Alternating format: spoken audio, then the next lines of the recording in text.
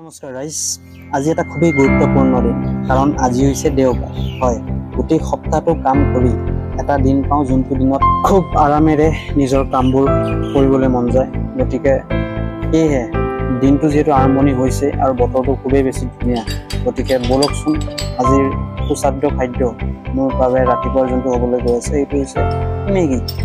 গতিকে অলপমান ফপৰা লগা মুখখন দেখিছে, আৰু এই ফপৰা লগা মুখখন অকণমান খুব খন্তেক সময়ৰ পিছতে মই ঠিক কৰিবলৈ যাম, চুলি তুলি কাটি বিন্দাছ।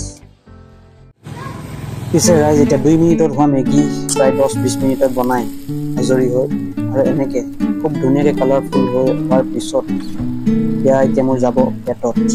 গতিকে ব'লকচোন চাওঁ।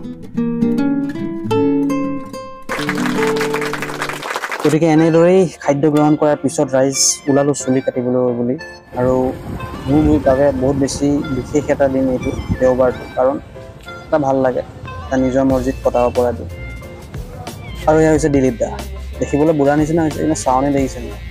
আমাৰ কৰণ ধৰে চুলি কাটি আছে, গতিকে অলপ চিকচিকীয়া কৰি দিব। মনোহৰে মোক চিকচিকীয়া কৰি আছে এতিয়া, আৰু বেণ্ডিং কৰাৰ পিছত আজৰি গ'লোঁ সোমবাৰৰ বাবে। আৰু এনেদৰেই পিছবেলা ওলালোঁ অলপ নামঘৰলৈ বুলি, যিহেতু শৰাই ভাগি দিছিলে আমাৰ মৰমৰ মায়ে। গতিকে যাই আছোঁ নামঘৰলৈ বুলি, আৰু নেদেখাজনৰ ওচৰত প্ৰাৰ্থনা কৰোঁ। গতিকে মূৰটো ধোৱালোঁ, আৰু খুবেই বেছি ভাল লাগিল, সকলোকে লগ পালোঁ বহুত দিনৰ পিছত। নিজৰ মামা ঘৰৰ পিনে গৈছোঁ, লগতে অলপ ভগৱানৰ ওচৰত মূৰটো ধোৱালোঁ।